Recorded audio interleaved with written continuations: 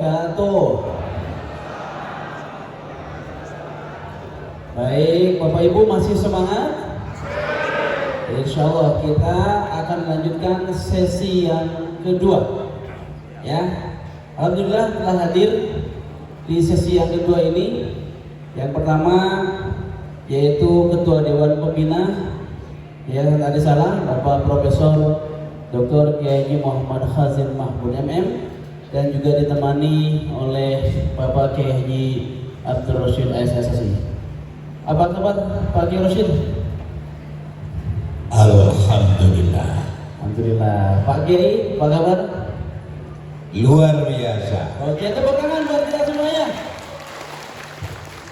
Baik, Bapak dan Ibu sekalian, di sesi kedua ini kita akan bahas lebih mendalam lagi berkaitan dengan pelaksanaan ibadah haji kita ya. Mudah-mudahan bisa menambah semangat kita untuk meraih haji mabrur. Ya, baik, silakan Ustaz Fikri dimulai. Baik, alhamdulillah Bapak Ibu, malam hari ini kita kehadiran Bapak Profesor Dr. Kiai Muhammad Khazin Mahmud MM.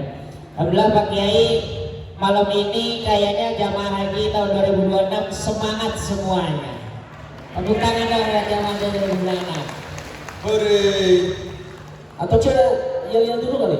Boleh. Oke, baik, Bapak Ibu, masih ingat yel-yelnya? Saya pengennya berdiri, pengen tahu masih ngantuk apa enggak? Yuk kita berdiri. Tunjukkan semangat Bapak Ibu untuk meraih haji yang mabrur. Oke? Siap? Kabiyahul risalah. Kabiyahul risalah. Kabiyahul risalah. Saya pengen dengar ibu-ibunya, ibu. Kabiyahul risalah. Kabiyahul risalah. Kabiyahul risalah. Luar biasa. Bapak-bapak jangan mengalah. Kabiyahul risalah. Kabiyahul risalah. Kabiyahul risalah. Semuanya kabiyahul risalah. Kabiyahul risalah. Kabiyahul risalah. Tangan buat semuanya. Alhamdulillah, udah seger-seger. Ya, silakan dilanjut Ustaz Fikri. Baik, terima kasih Ustaz Mana. Jadi karena jamaah haji ini sangat-sangat semangat, hingga saking semangatnya kita tadi dapat laporan dari beberapa jamaah. Baru aja 3 jam satu kamar bareng, udah ada yang ngelapor, Pak Ustadz nanti saya di Mekah sama Madinah jangan sama dia ya. Nah, Kenapa ibu? Dia di kamar mandi lama banget katanya gitu. Ini baru di Bogor Pak Kiai, belum nyampe Madinah, apalagi nanti 40 hari kita di sana. Kira-kira Pak Kiai, gimana caranya agar menata hati jamaah saling toleransi satu sama yang lain seperti itu? Kalau yang di kamar mandinya lama, karena baru sekali seumur hidup ke hotel.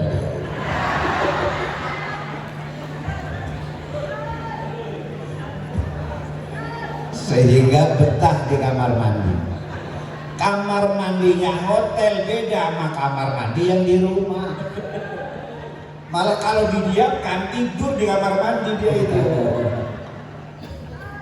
Gini.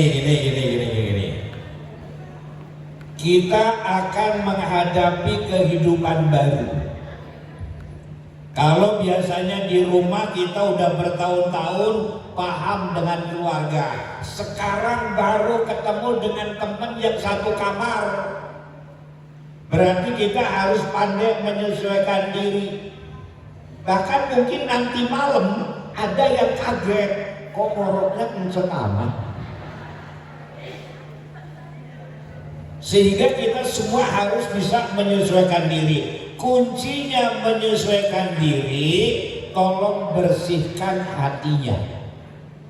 Bersihkan hatinya, jangan suka ngomongin kekurangan orang, jangan suka membuka kekurangan orang, dan jangan sampai nggak suka dengan perbuatan orang. Tapi setiap orang harus mengikuti dan menyesuaikan kehidupan yang baru. Berarti apa? Kuncinya bersihkan hati. Ini kok diam semua? Ini berarti kayaknya masih banyak yang hatinya agak kotor kayaknya ini. Bersihkan hati. Hilangkan semua perasaan-perasaan yang gak nyaman dengan orang lain. Tapi ingat, jangan berbuat sesuatu yang menyebabkan orang lain gak nyaman. Setuju? Setuju? Jangan berbuat sesuatu yang orang lain jadi gak nyaman. Setuju? Setuju? Dan jangan ngomongin kekurangan orang. Itu saudara kita semua. Dan mohon maaf, nanti di sana di Mekah maupun Madinah akan bisa terjadi yang jadi korban AC. Yang satu nggak suka AC, yang satu seneng AC. Itu AC bisa jadi korban gitu. Kalau yang seneng AC nggak mau AC-nya dimatikan. Dan ada yang pakai AC langsung demam. Bagaimana caranya? Tolong dikomunikasikan. Jangan sampai hanya perasaan, tapi harus komunikasi. Insya Allah dengan komunikasi yang baik akan menyelesaikan semua masalah kita. Setuju? Gitu kira-kira gambarnya. Tapi Pak Kiai maaf, selama Pak Kiai bimbing haji udah berapa kali sih? Berapa kali haji ini? 20 kali saya. 20 kali sih. Baru 20 kali. Baru 20 kali. Berarti mau ke 21 ya? Iya. Ini ya. Ada nggak Pak Kiai pengalaman saking jamaah itu nggak nyaman sama satu kamar selama Pak Haji bimbing ke reguler ini ya? Kira-kira ada nggak pengalaman atau momentum yang saking keselnya gitu sampai Pak Kiai marah ataupun membuat jamaah bisa akur? Ada. Ini rahasia, jangan ngomong-ngomong. Jangan bilang-bilang. Suami istri. Oh, suami istri. Nah, tadi Suami istri berantem. Dan yang namanya ibu-ibu kalau udah berantem, udah ngomong pokoknya, itu agak sulit direm itu. Cerita singkatnya gini, ini cerita singkat. Maka tolong yang suami istri besok harus akur ya. Harus akur. Dua-duanya ngalah. Suaminya ngalah, istrinya ngalah. Suami yang biasanya galak, tolong di Mekah Madinah nggak boleh galak. Istri yang biasanya cerewet, tolong di Mekah Madinah buat cerewetnya. Kan kekurangan suami galak, itu kekurangan. Apa galak? Kekurangan istri cerewetnya ampun-ampunan. Nah dulu kisahnya gini kisahnya. Besok pagi mau berangkat ke Arafah. Malam-malam jam 10 suami istri berantem. Sepele misalnya, sepele. Lagi video call, suaminya lagi video call sama anaknya. Minta doa restu besok mau ke Arafah, mau wukuf ini. Lagi asik-asik video call, suami istri nonton video call ngeliat ngobrol sama anak-anaknya. Tahu-tahu mohon maaf, istri mudanya nelpon. Langsung istri tuanya ngambek. Malam itu juga minta cerai. Subhanallah, setan dari mana ini?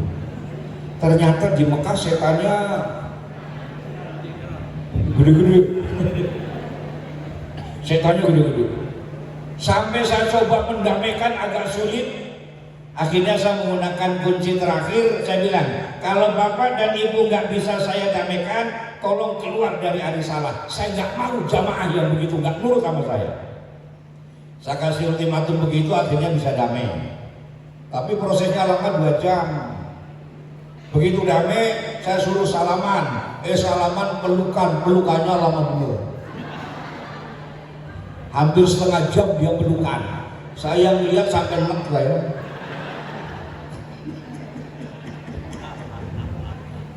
Nah, maksud saya gini. Tolong, dari pengalaman saya 20 kali bimbing haji, yang paling berat adalah ketika suami istri gak akur.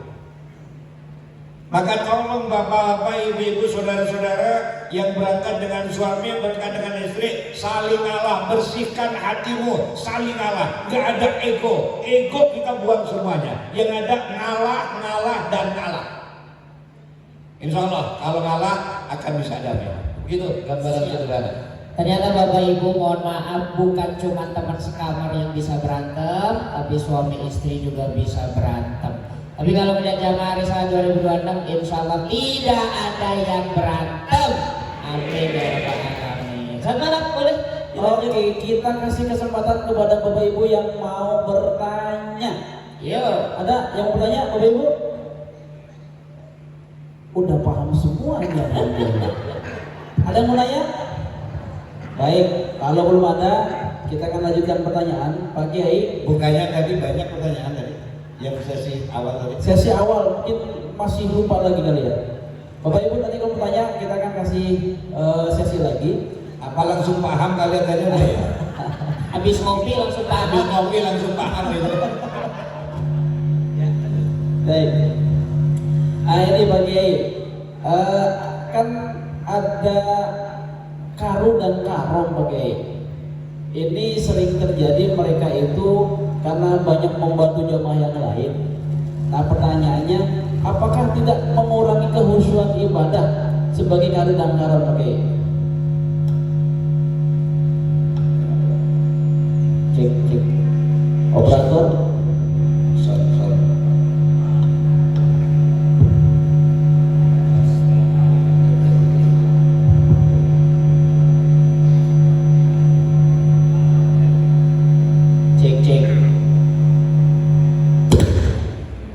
Cek ya.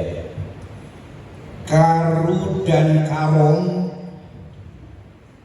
adalah orang-orang yang dipilih untuk memberikan tambahan pelayanan kepada teman-teman jamaah. Apakah tidak mengurangi nilai ibadah? Sama sekali tidak. Bahkan justru karu dan karom akan menambah nilai ibadahnya, bukan berkurang, malah akan bertambah. Karena apa? Semua kegiatan dilaksanakan bersama-sama. Kemudian pada waktu-waktu yang sela, karu-karom melaksanakan tambahan, berarti tidak akan mengurangi nilai ibadahnya. Maka tolong karu dan karom jangan khawatir bahwa tugasnya akan mengurangi nilai ibadah, sama sekali tidak, bahkan akan menambah daripada nilai ibadahnya. Hanya karu dan karom itu jiwanya harus lebih semangat. Tingkat semangatnya harus double ketimbang jamaah karena ada tambahan tugas, tetapi tidak mengurangi nilai ibadahnya. Begitu, teman-teman. Semangat ya, karom ya, dapat tugas tambahan yang luar biasa. Satu lagi Pak Kiai, ini nanti ketika di Arafah Pak Kiai, sebaiknya lebih memperbanyak doa atau zikir nih. Ini padahal tuh ada zikir satu kesatuan Pak Kiai. Di Arafah lebih banyak zikir, karena di saat wukuf itu hanya berhenti, itu sangat amat dianjurkan zikir. Berarti kalau menggunakan persentasenya, kira-kira zikirnya 60, doanya 40%-nya. 40% doa, 60% zikir. Dan Allah sangat senang kepada orang-orang yang berzikir di Arafah. Dan insya Allah semakin banyak zikir, doanya akan diijabah Allah Subhanahu Wa Taala. Zikir banyak. Ya banyakin zikir ya Pak ya. Nanti jamaah di sana itu tidak ada celah untuk lengah. Nanti akan terus dipantau ya, insya Allah. Baik, silakan Ustaz Fikri. Masih seputar Arafah nih, bapak-bapak nih yang nanya nih. Oke, kalau di Arafah Mau siapa Kiai Rosid boleh. Di Arafah Kiai Rosid boleh nggak bapak-bapak ngerokok? Banyak ahli hisab di sini.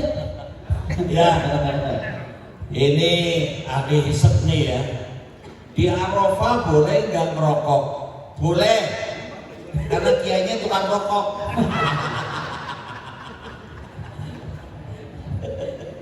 Boleh. Tapi jangan ngerokok terus. Sebentar merokok, jangan. Ya, karena di Arafah itu adalah itu memang puncaknya haji. Dan di situ doanya sangat makbul, mustajabah. Banyak berdoa, banyak berzikir tadi yang disampaikan oleh Pak Kiai. Tuh. Jadi boleh kan tukang ngerokok boleh, tapi jangan melepus terus gitu loh. Ngerti melepus? Kayak kereta gitu, sambung lagi gitu. Jangan, sekedar aja gitu. Boleh. Insya Allah. Tadi saya agak tambahan tadi yang masalah karom tadi. Tolong ibu-ibu yang punya suami kemudian itu suaminya jadi karo atau karom, ini kan lebih ngurusin orang banyak ini. Tolong ibu-ibu jangan cemburu. Bu, udah urusin aja tuh, soro. Mau urusin bini, soro. Gak boleh nanti kayak gitu. Karena apa? Bapaknya yang jadi karo-karom itu sedang ibadah juga. Tadi dikatakan punya nilai plus oleh Pak Kiai. Tambahan, insya, dan itu akan menambah haji mabrur. Amin. Insya. Saya rasa gitu. Makasih. Mungkin ini sekarang masuk ke masalah fikih lagi, tapi masih kaitannya Arafah. Ketika ada seorang perempuan itu waktu sebelum berangkat haid, di Madinah, di Mekah dia tidak haid. 1 atau 2 hari sebelum Arafah dia haid. Kemudian kan harus tetap ke Arafah. Kira-kira wukufnya tetap sah apa enggak walaupun haid seperti itu? Kalau ada nenek-nenek haid,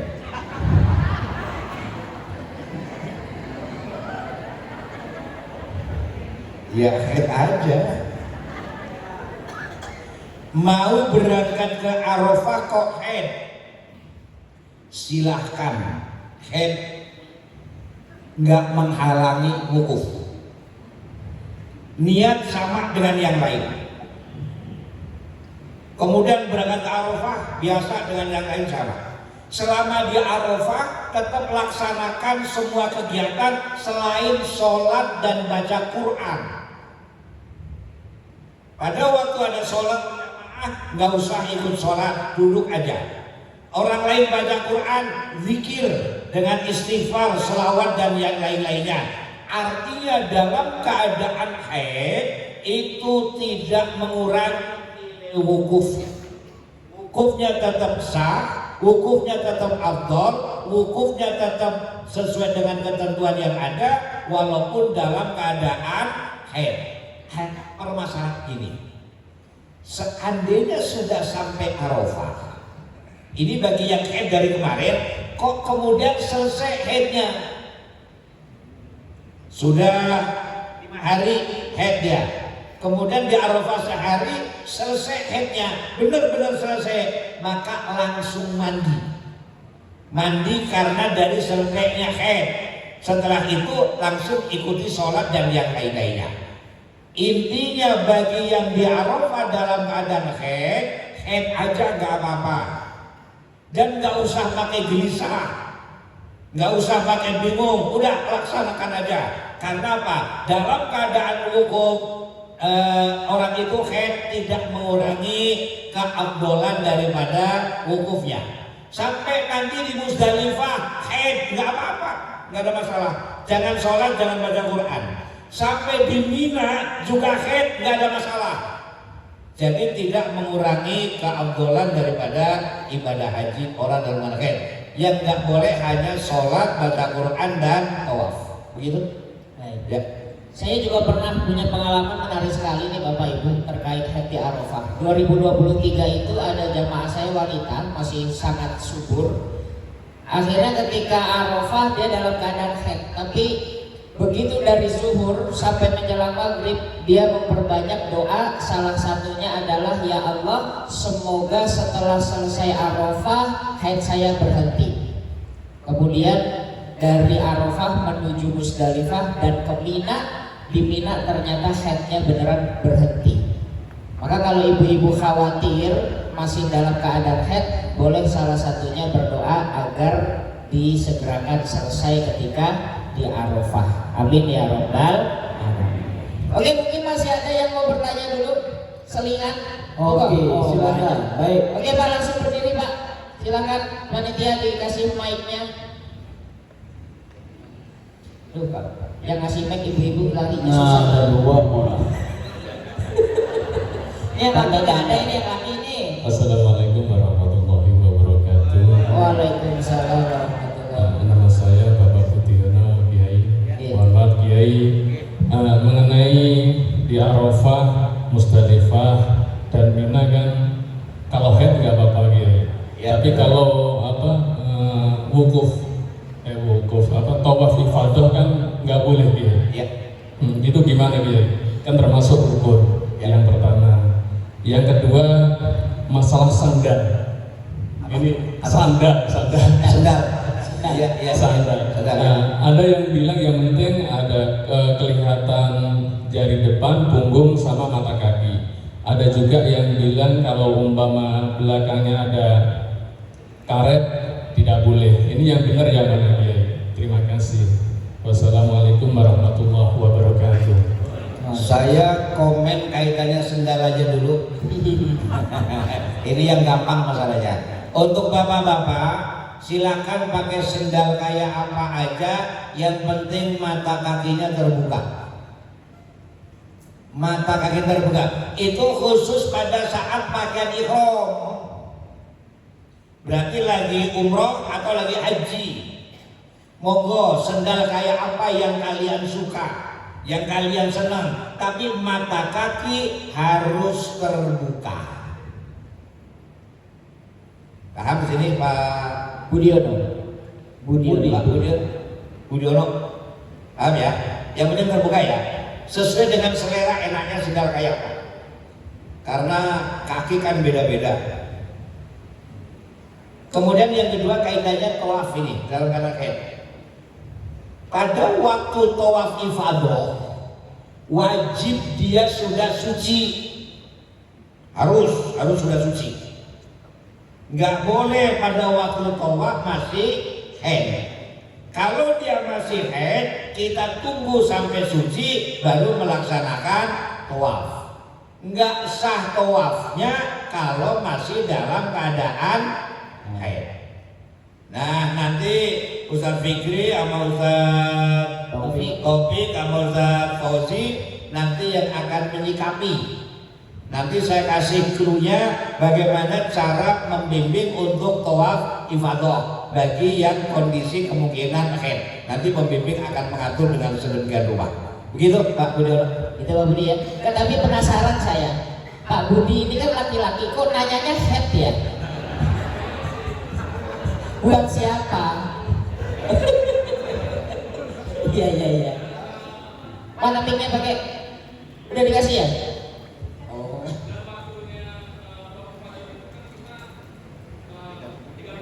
Mic-nya. Mana Ustaz? Karena istri saya masih subur Ustaz. Masih produktif. Sama mewakili istri dan yang lainnya. Kan antara tawaf ifadah kan kita gelombang pertama nih Ustaz. Kalau kurang lebih 4 hari, nggak taunya 4 hari itu masih haid. Tapi alhamdulillah sih dari dokter udah dikasih obat kata Kiai Rosid. Itu caranya gimana? Udah 4 hari udah habis tapi masih belum melaksanakan tawaf ifadahnya. Gitu. Mohon maaf. Iya, pertanyaan. Jadi mau pulang belum tawaf ifadah, masih dalam keadaan haid. Solusinya apa? Ya, jangan pulang.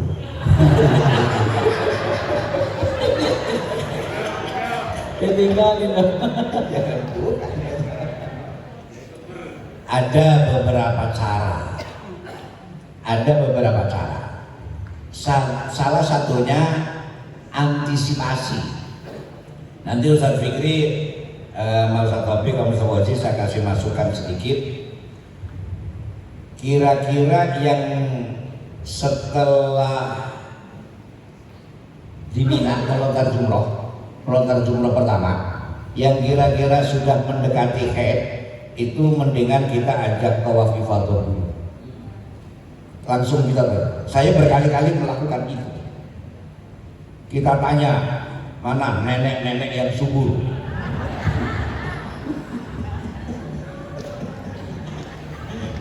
Kita kumpulkan, begitu melontar jumroh langsung kita bawa ke haram, tawaf ifadah. Habis dari haram kembali ke tenda lagi. Itu salah satu cara. Dan kemarin pada berhasil. Setelah dari tawaf ifadah pada haid semua. Syukuran malah. Begitu antara lain. Tapi takutnya gini pakai ditawarin satu yang ikut 100. Enggak usah, bisa. Nanti ada ketentuan. Bahkan kita tahu hari haidnya kapan. Dulu ada masalah begitu, yang lain pada mau ikut, bahkan suaminya pada mau ikut tadi. Nah, itu. Nggak boleh gitu. Cukup perwakilan pembimbing aja. Karena kalau begitu nanti jadi rusak sistemnya. Gitu. Jadi benar-benar yang kira-kira sudah waktunya haid hampir datang, itu yang kita ajak ke haram melaksanakan tawaf ifadah. Begitu Pak Budiono. Oke, itu Oke. Kira-kira itu Pak Budiono ya. Terima kasih. Mungkin sama ada lagi yang mau nanya? Baik, silakan. Ada lagi? Ya, silakan Pak Haji. Bapak dulu, udah pegang mic. Assalamualaikum warahmatullahi wabarakatuh. Waalaikumsalam. Nama saya Agus, Pak Ustaz. Bagus. Ada satu hal yang barangkali belum atau saya ketinggalan dibahas dalam manasik ini, berkaitan dengan ba'dal. Yang pertama, karena saya membatalkan istri saya almarhum. Pertanyaan saya ada 5W 1H saja Pak. Apa sih sebenarnya? Siapa sih yang harus membatalkan? Di mana? Lantas kapan? Apakah memang saya hanya menerima saja? Nanti selesai menerima sertifikat? Ataukah mungkin saya juga diikut sertakan dalam kegiatan-kegiatan itu? Badal. Lantas yang kedua berkaitan dengan jadwal Pak. Selama kita berhaji 42 hari kira-kira, itu apakah ada Ari Salah membuat jadwal harian gitu ya, supaya kita mudah untuk mengikuti acara-acara dan tidak ketinggalan. Mungkin ini bisa, kalau tidak ada mungkin bisa dibuatkan kita. Ini usul Pak, kalau memungkinkan ya. Apakah kita mempercayakan saja kepada petugas atau pembimbing saja? Demikian, terima kasih. Wassalamualaikum warahmatullahi wabarakatuh. Untuk jadwal harian nanti akan dibikinkan di sana. Kita setiap tahun bimbing haji dan setiap hari nanti ada jadwalnya, sehingga Bapak dan Ibu tahu hari ini mau ngapain, hari besok ngapain, dan seterusnya. Selama di Madinah ada jadwal harian, selama di Mekah ada jadwal harian, dan ada jadwal harian di Ar-Musna, Arafah, Musdalifah, Mina ada jadwal harian. Berarti intinya bagus, nanti akan kita bikinkan jadwal. Maka semua jamaah Haji Risalah tahu besok apa yang akan dilakukan. Gitu. Yang kedua badal. Yang dibadalkan siapa? Agus? Istrinya. Yang membadalkan? Oh, lewat Haji Salah. Gini, kalau Bapak dan Ibu sudah pernah pergi haji, boleh Bapak dan Ibu membadalkan orang lain. Nanti niatnya akan dibimbing. Tapi kalau contoh Pak Agus, kan istrinya Pak Agus meninggal. Meninggal Pak Agus. Meninggalnya udah lama. Udah nikah lagi sampean? Udah nikah lagi belum? Ada satpamnya ini Pak di belakang. belum dapat SIM. Biasanya kalau bapak-bapak istrinya meninggal cepat nikah lagi. Karena apa? Butuh orang yang melayani. Kalau ibu-ibu kan sampai 2 tahun, 3 tahun nggak nikah-nikah itu. Sampai 5 tahun ditanya, kok nggak nikah bu? Enggak, masih ingat sama almarhum. Padahal bukan itu, memang karena nggak laku-laku dia itu.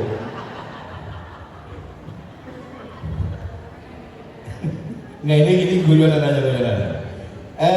Kalau dia bacakan Arisarah gini, caranya bagus. Berarti Pak Agus sudah ngisi formulir, sudah ijab kabul bacal ya, udah ngasih dana sekian Arisarah untuk bacal. Nanti Ustadz Fikri di sana akan mencari orang yang akan membadalkan. Dan orang itu akan ditanya oleh Ustadz Fikri, siap membadalkan almarhum istrinya Pak Agus, bapaknya, namanya ini. Kalau dia siap, maka nanti ijab kabul antara Ustadz Fikri dengan yang akan membadalkan. Kemudian pada waktu pelaksanaan badal, dia akan mengirim video atau ya di Arafah, waktu di Arafah, orang itu lagi di Arafah akan mengirim video atau foto bahwa orang itu benar-benar membadalkan. Apakah Pak Agus harus bareng? Enggak, karena tempatnya berbeda. Tempatnya jamaah haji dan tempatnya orang yang membadalkan berbeda. Tapi yang penting orang itu adalah ke Arafah, melaksanakan ke Muzdalifah dan seluruhnya membadalkan istrinya Pak Agus. Berarti yang akan ngaku di sana Ustadz Fikri nanti dengan para pembimbing yang lain. Begitu Pak Agus? Ya, terima kasih. Ya. Okay. Ibu-ibu belum ada yang nanya ibu-ibu nih. Belakang. Ayo, bapak-bapak lagi. Oke, bapak-bapak. Baik, bismillahirrahmanirrahim. Assalamualaikum warahmatullahi wabarakatuh.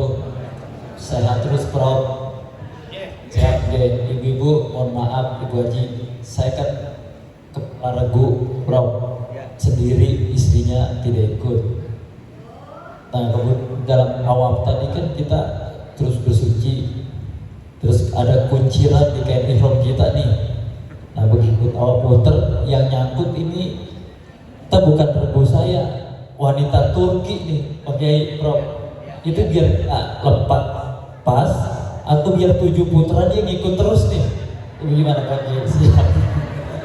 Ini karena kita menjagain juga takut salah ini Pak Kiai. Bisa batal sampai. Siap. Itu kita lepas atau biar ngikut 7 putra, kalau takut salah. Siap. Makasih banyak. Assalamualaikum warahmatullahi wabarakatuh. Waalaikumsalam. Ya. Nanti teknis di sana nggak segitu-gitunya, nggak usah GR ini.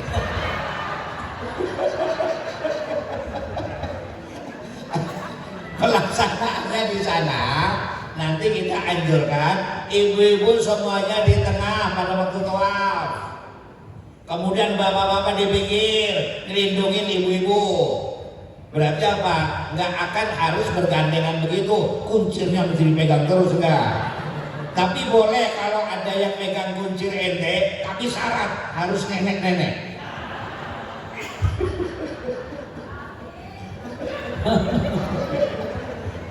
Ya, jadi nanti sana akan diatur pada waktu ibu-ibu di tengah, bapak-bapak di pinggir untuk melindungi ibu-ibu, sehingga ibu-ibu kompak akan di tengah bersama-sama kita lindungi bareng-bareng. Termasuk ketua regu kita lakukan melindungi semua ibu-ibu yang ada. Begitu, Pak. Siapa tadi?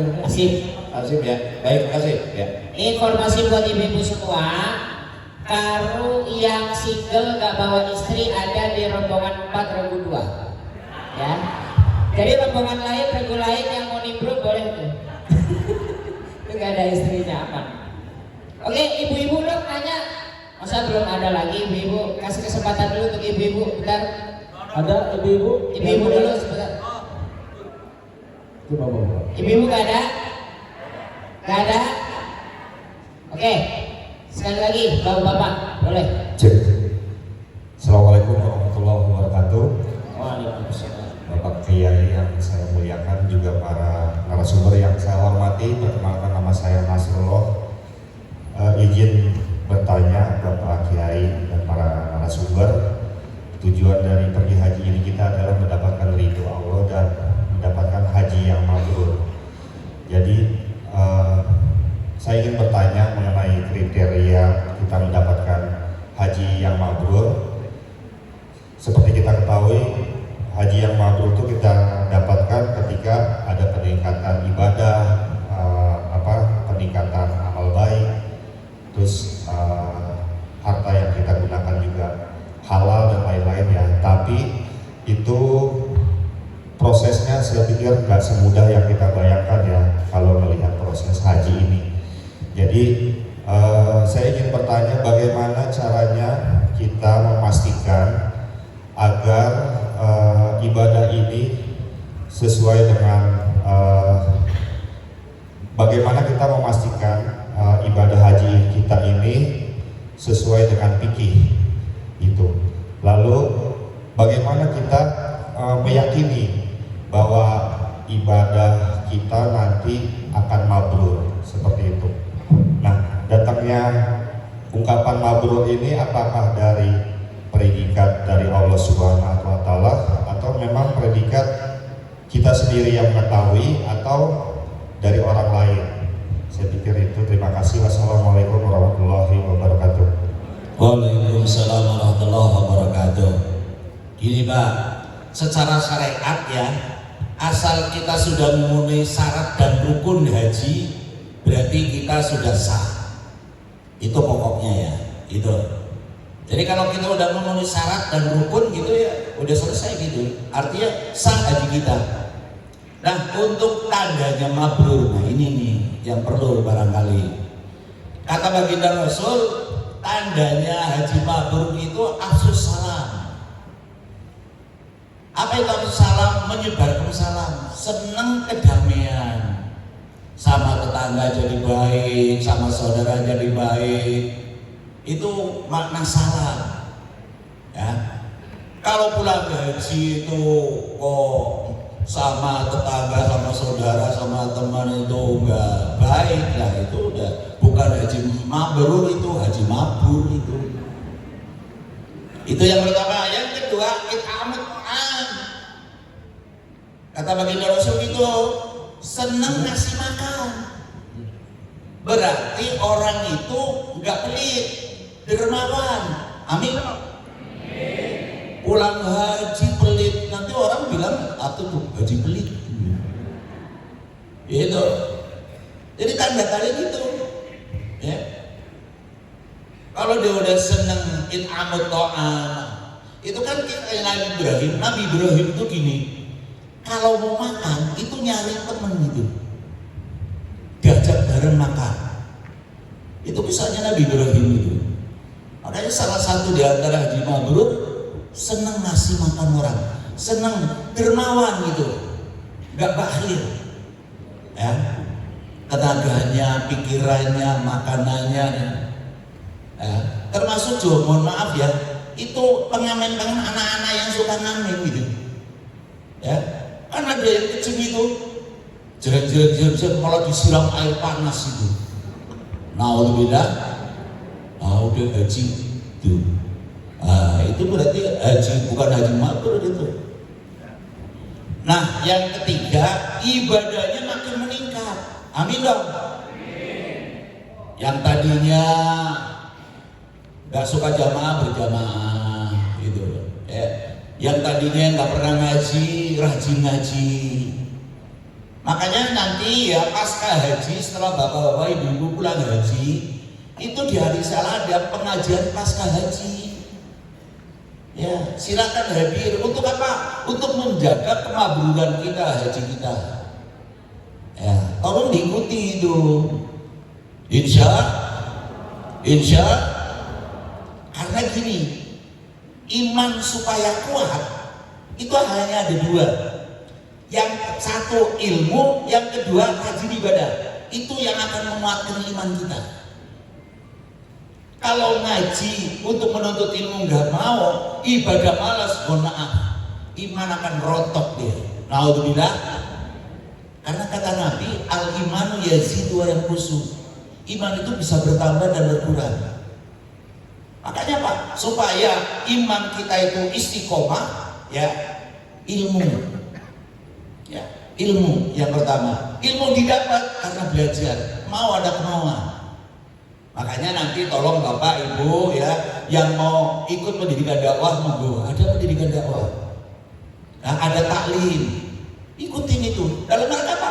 Kuatul iman, untuk menguatkan iman kita.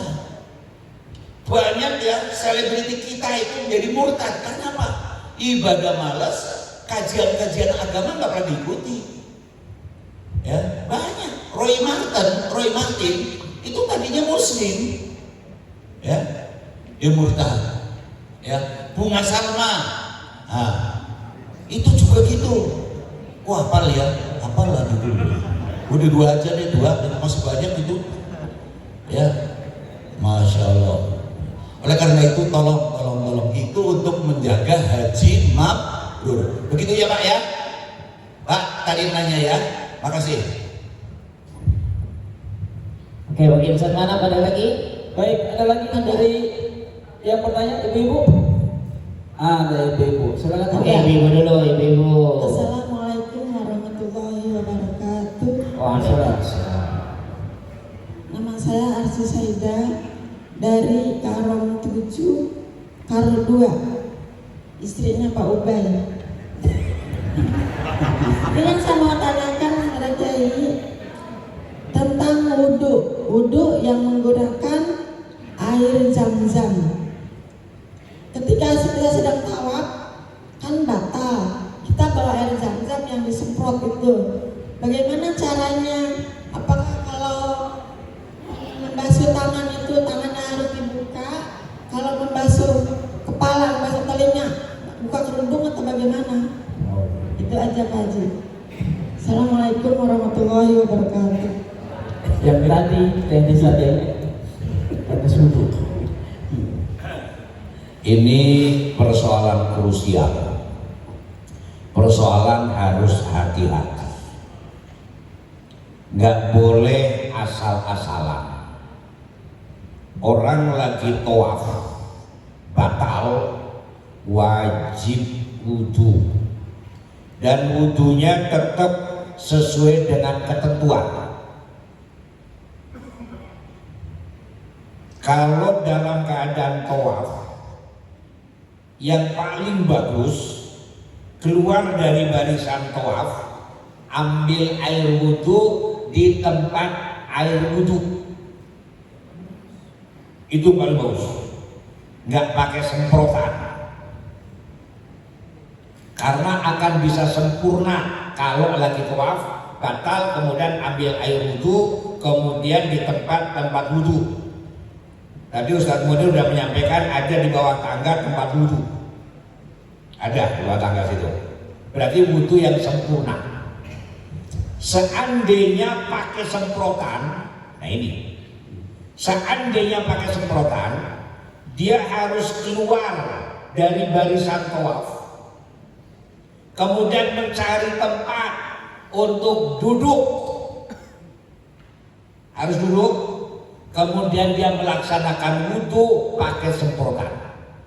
Bagaimana cara wudhu pakai semprotan? Pertama, isolul ma ilal wajah. Semprotkan air ke wajah.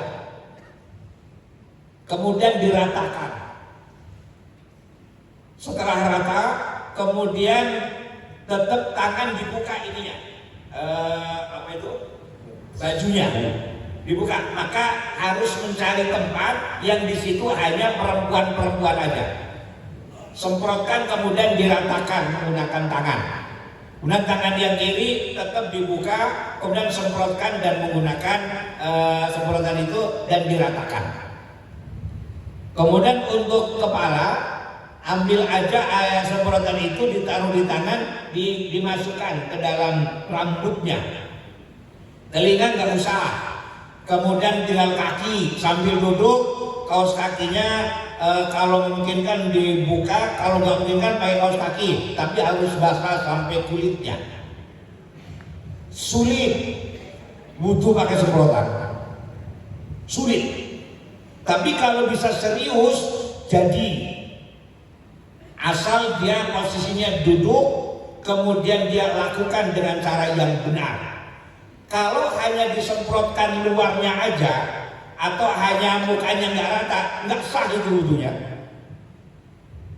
Kalau wudunya nggak sah, kemudian lanjutin tawaf, tawafnya juga jadi nggak sah. Kalau tawafnya nggak sah padahal itu lagi rukun haji, maka menjadi hajinya tidak sah. Maka tolong hati-hati kalau yang kaitannya wudu pakai semprotan. Yang paling sempurna adalah wudu langsung di tempat wudu. Terus semprotan itu yang paling bagus penggunaannya apa? Nah ini, nih.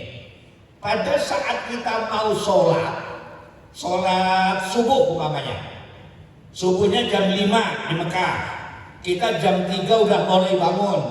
Jam setengah 4 kita ke masjid. Kemudian duduk di masjid, sholat sunat, zikir macam-macam. Sambil nunggu waktu subuh batal. Ulangi, sambil nunggu waktu subuh batal. Nah, duduk di situ boleh pakai semprotan. Sambil duduk, silakan dibasuh mukanya pakai semprotan, silakan dibasuh. Berarti bukan dalam keadaan ihram, hanya lagi nunggu sholat. Karena kalau keluar ke tempat wudhu, nanti ke situnya udah sulit, udah nggak bisa masuk lagi. Makanya boleh pakai semprotan. Maka idealnya semprotan itu dipakai pada saat bukan dalam keadaan pakaian ihram, bukan dalam keadaan tawaf, tapi dalam keadaan kita lagi menunggu sholat. Kalau dalam keadaan pakaian ihram maupun tawaf, yang paling bagus adalah wudu yang sempurna sesuai dengan ketentuan yang ada. Ada persoalan lagi. Seandainya lagi tawaf kemudian pakai semprotan, kemudian kita mulai batal, ada di mana batalnya? Kalau batal di titik itu, kemudian dia melangkah maju, kemudian pakai semprotan dan melanjutkannya tidak dari titik itu, maka tidak sah itu tawafnya karena kurang. Sehingga di sini harus hati-hati betul. Nanti para pembimbing ini harus bisa mengarahkan betul dalam konteksnya wudu yang menggunakan semprotan atau pada waktu tawaf batal. Yang paling aman bagaimana? Yang paling bagus gimana? Yang paling aman dan bagus saat tawaf jangan kentut. Jangan batal. Tuh, itu paling aman, paling bagus gitu. Ya salah satunya berdoa. Ustaz Fikri punya doa nggak kentut nggak? Kalau punya doa agar biar nggak kentut, tolong diajarin itu. Ada sebenarnya Kirosi tahu nih.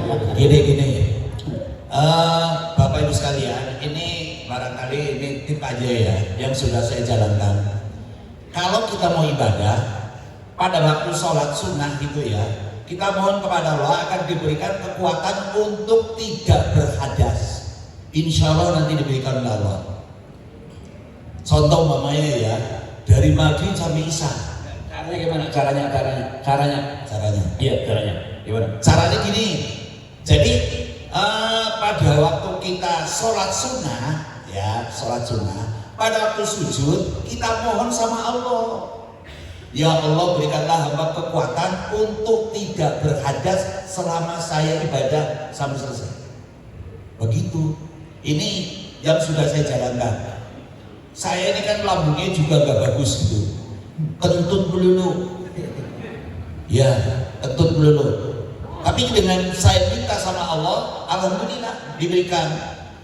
Dan apalagi di tanah suci di masjid, itu di masjid itu Bismillah, itu doa kita makbul, itu mustajabah. Jaluk apa aja akan kasih, minta apa saja Allah kasih. Amin dong. Iya gitu, itu anunya itu apa namanya? Apa? Klik apa? Tip apa? Ya begitu. Insya Allah yakin tuh. Ya, walaupun kita dari zuhur, asar, maghrib, insya Allah. Ya, kalau lapar minum air zam-zam.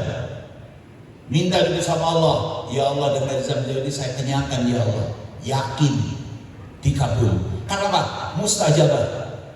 Jangan main-main kita di sana. Itu tempat mustajabah. Makanya hati-hati kita, jangan salah doa. Jangan salah apa? Doa. Gitu. Syaratnya gitu. Jelas? Yes. Jelas ya? Jelas Bapak Ibu ya? Oke, itu ada ilmu baru agar kita tidak gampang hadas. Baik Pak Kiai, karena waktu kita sudah terbatas, mungkin ada pesan terakhir untuk jamaah haji yang mau disampaikan. Yang pertama, jamaah haji tahun ini saya lihat kok orangnya baik-baik. Baik. Kelihatannya soleh-solehan. Ini aminnya bener apa enggak sih?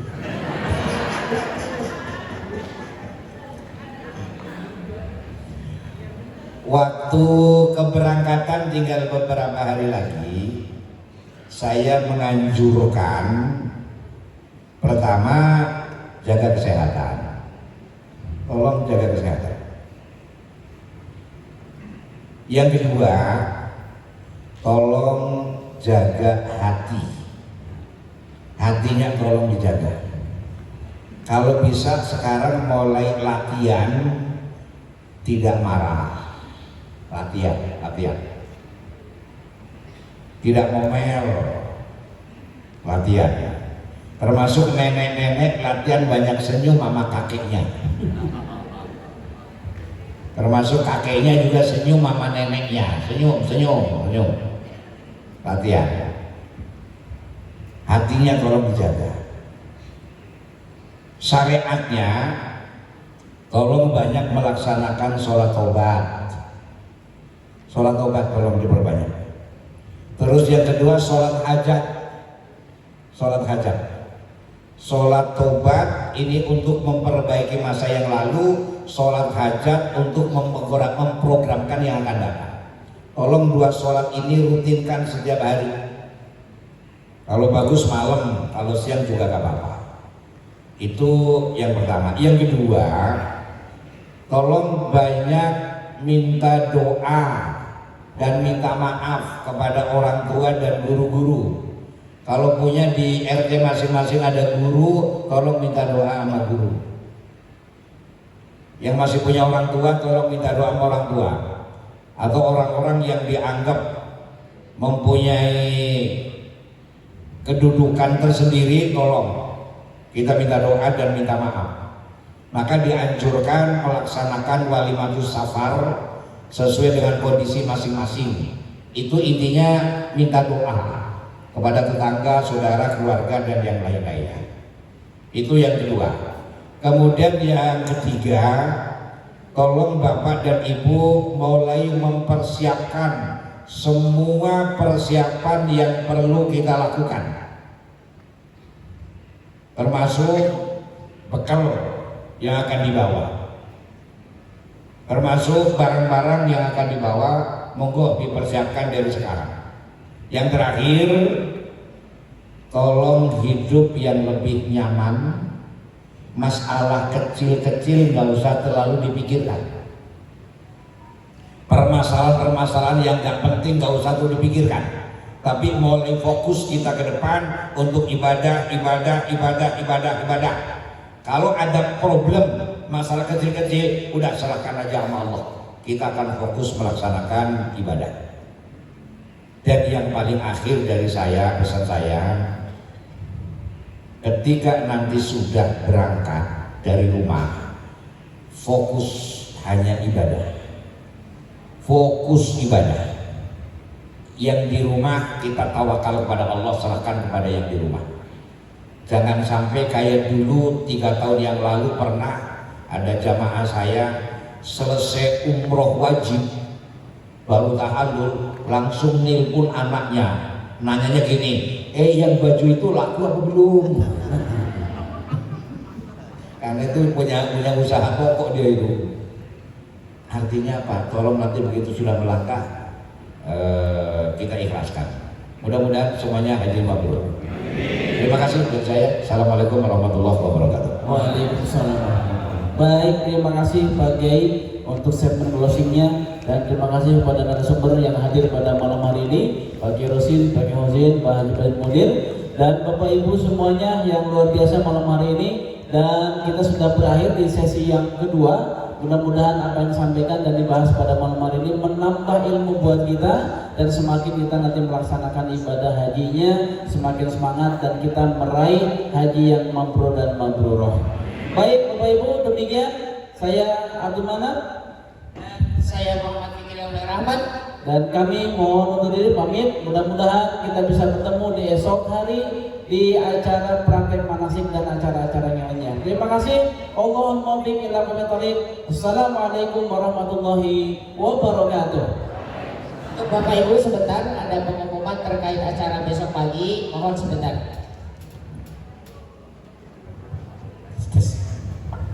Baik Bapak Ibu, kami sampaikan bahwa saatnya kita waktu istirahat